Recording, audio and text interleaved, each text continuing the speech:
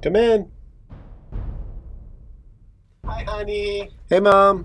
Brought you some tea. Great, thanks. What you working on? I'm making some YouTube videos about Dungeons and Dragons. Dungeons and Dragons. Is that some kind of board game?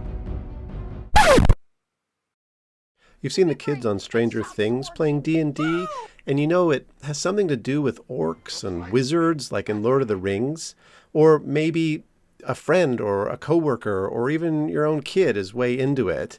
You think it's some kind of board game, but you're sort of too afraid to ask at this point. If so, I'm really glad you came to me because it's a totally reasonable question and it's one that a lot of people have. The very simple answer is no. Dungeons and Dragons is not a board game. It's a role-playing game. Actually, it's a tabletop role-playing game, or TTRPG, or a pen and paper role-playing game, which we don't abbreviate, but in fact, we don't use tabletops or pen or paper anymore. So maybe you've met that guy who, when you asked, gave you this funny look, and then gave you this super enthusiastic but really long-winded, rambling, detailed answer that left you actually more confused than when you started. So for those of you that are new to D&D, I'm going to explain to you in plain English why it's not a board game, what it actually is, and why people get so enthusiastic about it that they just won't shut up. Spoiler alert, it's because D&D is actually more fun than a board game or even a video game. And for those of you that are already way into D&D and have been watching my YouTube channel for a while, I'm going to give you some talking points that you can use to explain what D&D really is without sounding like you joined some crazy complicated math cult. So why do so many people think it's a board game? You paint miniatures and terrain and move them around on a board, right? Using miniatures in D&D is actually totally optional, and these days most people don't. But because in the past a lot of people did, and some people still do, D&D sometimes gets confused with games like Warhammer, where you buy a ton of these little plastic figures and paint them and make terrain and play on a tabletop, which is kind of think like a model railroad, but for fantasy worlds. The thing about these kinds of games is that they can be really expensive. You can drop $1,000 or more just to get started with a game like Warhammer. By contrast, you can start playing D&D using a free PDF rulebook, and I'll put a link to that in the description. Caw, caw, caw. Aw. Playing with miniatures is kind of a hobby in itself, and it definitely can be fun, and there's a kind of nostalgia element to it for those of us who grew up with it. But you can really think of it as more of an add-on to D&D, not the game itself. It uses all these funny-looking dice. Dice are used when you, as your character, try to do something to see if you succeed or fail. They're not used to move pieces around a board or anything like that. You take turns fighting each other, right? Nope.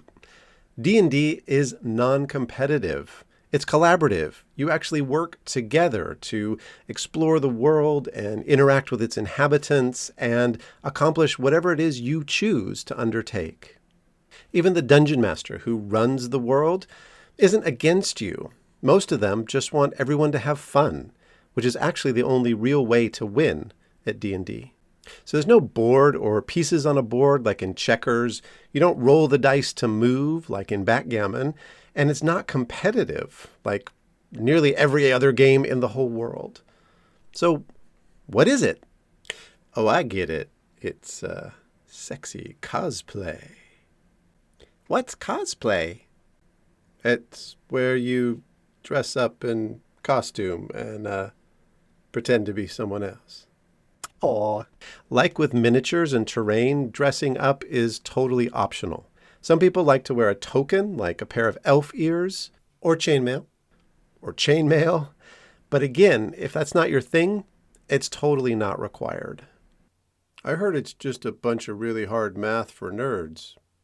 Actually, all you need to be able to do is add and subtract. And these days, there are online tools that'll do even that for you. So you don't even have to roll dice anymore. You just decide what you want to do, click or tap on a screen, and the Dungeon Master tells you the result. Then prithee, good sir, tell us, what is it? Imagine a video game that you not only get to play, but design as you go along.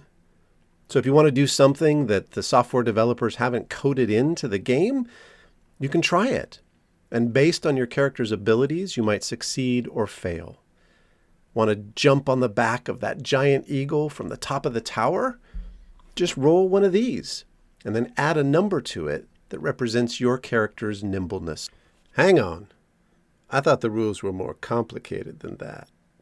Oh yes, you may need to add your acrobatics proficiency, and of course after this make an animal handling check. And if all of this is being done in combat, of course you'll do this in turn order, which is based on your initiative roll. Oof, now Mommy has a headache. Yes, there are more rules to make the game interesting, to cast spells and fight monsters and avoid traps.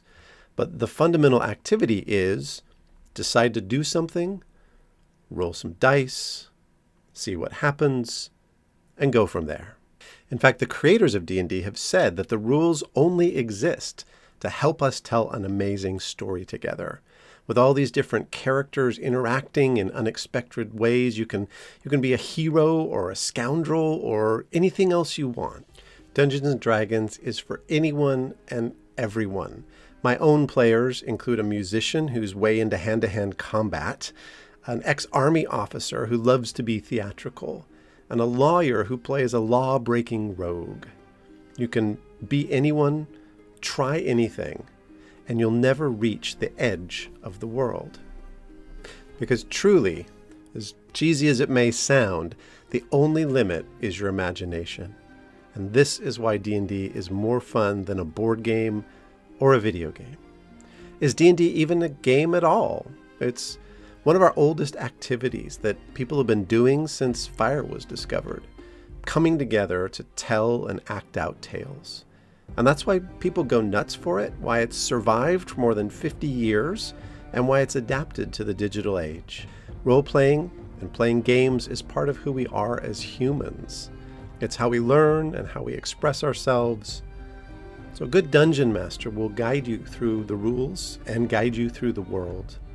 And they will never make you feel dumb for wanting to know more about D&D. If you enjoyed this video, please share it with your friends and subscribe to this channel. That's going to motivate me to want to do more. Meanwhile, go play and have fun. Aww.